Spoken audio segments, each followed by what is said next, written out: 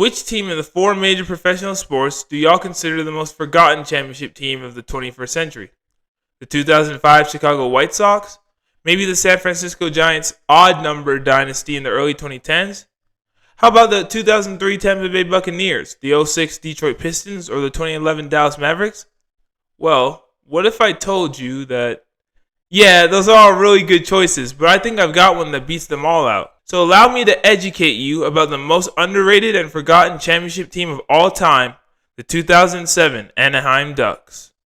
What's up, everybody? It's your boy Slim Paco coming at y'all again with another video. How's everybody doing today? Hope everything's smooth with y'all.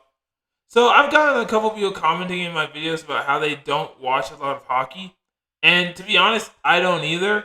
But with the NHL season just around the corner, I was thinking, well, why don't we all just try and figure this out together, try and learn about hockey together? And so I dove into this project, and I would love for y'all to come along with me. So without further ado, this is the story of the 2007 Anaheim Ducks and their forgotten run to the Stanley Cup Championship. The current Anaheim NHL franchise was founded as the Mighty Ducks of Anaheim in 1993 by Walt Disney and named the team after the Mighty Ducks hockey movies. Little sidebar, those are some goated films, by the way. Might need to make a video about them. Anyways, playing in the same market as the Los Angeles Kings brought issues in the initial season, as Disney even had to pay $50 million to the Kings in order to keep the team located in Anaheim in the first place. But the Mighty Ducks managed to sell out 27 of their 41 home games, and early fan support was high. The Mighty Ducks themselves were decent for an expansion team, making the playoffs in both 1997 and 1999, and had their first Stanley Cup Finals appearance in 2003, a series they lost in 7 to the dynastic New Jersey Devils. Anaheim built a solid roster centered around guys like Timo Salon, Ryan Getzlaf, and of course Scott Niedermayer.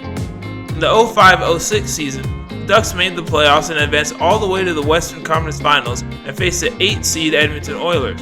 They were favorites to win the series, but dropped the first 3 and ended up losing the series in 5. Following the season, Anaheim ownership, which has switched over from Disney to Henry Samueli in 2004, decided to shake up the branding and drop the mighty adjective from the name, redesign the jerseys, logo, and team colors, and even rename the stadium from Arrowhead Pond to the Honda Center. In fact, the only thing they retained from the Mighty Ducks was the mascot, Wild Wing. Pretty high expectations greeted the Ducks as they went into the 06-07 season, and those expectations were only elevated after acquiring star defenseman Chris Pronger from the Oilers. Anaheim began the season on fire, gaining points in their first 16 games with a 12-0-4 start, which set an NHL record. By the middle of December, the Ducks sat at 27-4-6, the best record in the league. The trio of Pronger, Getzlaf, and Salon was absolutely dominant, with Salon ending the year leading the league in goals with 48. Niedermayer, the team captain, continued his march towards the Hall of Fame, and although the Ducks were one of the best teams in the league with one of the best overall rosters, he was the only member of the squad voted into the All-Star game. Center Andy McDonald and Salon also made the Midwinter Classic as reserves, and head coach Randy Carlyle roamed the bench as an All-Star game coach as well. Anaheim seemed unstoppable for most of the season, remaining very healthy for the most part. Pronger did miss 16 games for an ankle injury, and ended the year as one of the best offensive and defensive teams in the league. Known for their rough and tumble style of play, Carlisle was adamant in making sure that his players were allowed to, quote, play the game of hockey. This resulted in the Ducks having the most penalty minutes, with over 1,500 spent in the box. Anaheim also had the second best power play goal percentage at 22.4%. And their goalie power couple of Jean-Sébastien Giguère and Ilya Bryzgalov both allowed fewer than 3 goals per game. The Ducks entered the playoffs as Pacific Division champs and the second best team in the Western Conference, finishing 3 points behind the Detroit Red Wings, and began the playoffs with a series against the Minnesota Wild. The Ducks won the first 3 games, took the series in 5, setting the stage and validating their regular season dominance. Anaheim next matched up against the Vancouver Canucks in the semis, and this would prove to be their hardest test of the season up to that point. Despite winning the first game 5-1, with Andy McDonald recording a hat trick, and in Game 2, Vancouver defeated the Ducks in a double overtime matchup. The third and fourth game were both 3-2 Anaheim wins, with Game 4 being decided on an overtime Travis Moen goal. Game 5 was another double OT classic, with the captain Niedermeyer coming through in the clutch with the game winner to send the Ducks to the conference finals. In the conference finals, they faced number 1 seed Red Wings, and this series was the first in which Anaheim trailed, being down 2-1 at one point. The Ducks had even lost Game 3 by a score of 5-0. It seemed like the team had finally met their match.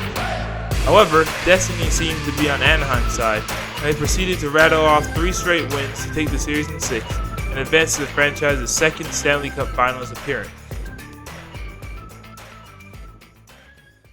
In the Stanley Cup, Anaheim squared off against the upset-minded Ottawa Senators, and fun fact for you, the Senators coach Brian Murray had been the general manager of the Ducks in 2003 during their first time in the finals.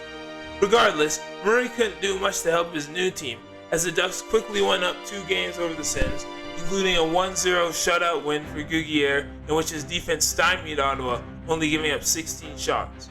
When the series traveled north of the border for Game 3, controversy took center stage, as Chris Pronger received a 1-match suspension following a brutal hit on Senators center Dean McAmmon.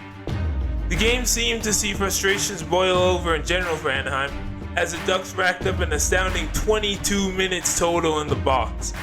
How would they respond in Game 4? Well, even without Pronger, the Ducks still managed to keep cohesion, and McDonald was on target once again, providing 2 of Anaheim's 3 goals in their 3-2 victory, shifting the series back to the Golden State and giving Anaheim a chance to clinch the title on home ice. In Game 6, McDonald got the party started, what else is new, scoring in less than 4 minutes of play, and though the game started off tight, a power play goal with 2 minutes remaining in the second period gave Anaheim a 4-2 lead, and they would not look back, scoring 2 more in the third to make it a 6-2 game and capture their first Stanley Cup Finals victory. Scott Niedermeyer was named Finals MVP, and the Ducks celebrated with their fans all night long. So why has this championship generally been forgotten about outside the Anaheim Ducks fandom? My primary theory is that the Ducks haven't been back to the finals since the 2007 run, and to make matters worse, the team has been outright horrific in recent years. They haven't made the playoffs since the 17-18 season, and haven't finished higher than 6th in the Pacific Division since that time either. In addition, I think it also has to do with the fact that some of the key players on the 2007 team are better known for their days elsewhere. For example, Pronger on the St. Louis Blues and Niedermeyer on the New Jersey Devils. Another thing to note is that the Ducks championship came just before the revitalization of the Pittsburgh Penguins and Boston Bruins franchises, Sidney Crosby and Alex Ovechkin's rise to superstardom, and the Los Angeles Kings' 2 championships in 2012 and 2014. These reasons, among others, are why the 2006-2007 Anaheim Ducks have been, for the most part, relegated to the sands of time. Well, that's the video.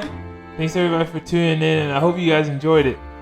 I hope y'all learned a little something. I hope we all learned a little something about the NHL in the early 2000s through this video. So what do you guys think? Do you guys think the 2007 Anaheim Ducks are underrated as a team, as a championship team? You guys think they're a little overrated? Do you guys think they're perfectly as they are to be somewhat forgotten? Let me know in the comment section down below. Is there any other teams, championships, playoff runs, whatever you guys want to see me do a video on? You guys can leave a comment down there too. Let me know. Please hit that thumbs up button if you like the video. Subscribe to the channel. Turn on notifications. And share the video with your friends and family. Side note, the next video might be a little late coming out as I'm going up to Buffalo for a football game. So that should be pretty cool. But we're out of town for a little bit. So that's for me. Slim Paco. I'll catch y'all in the next video. Later. Why? Because we are ducks. And ducks fly together.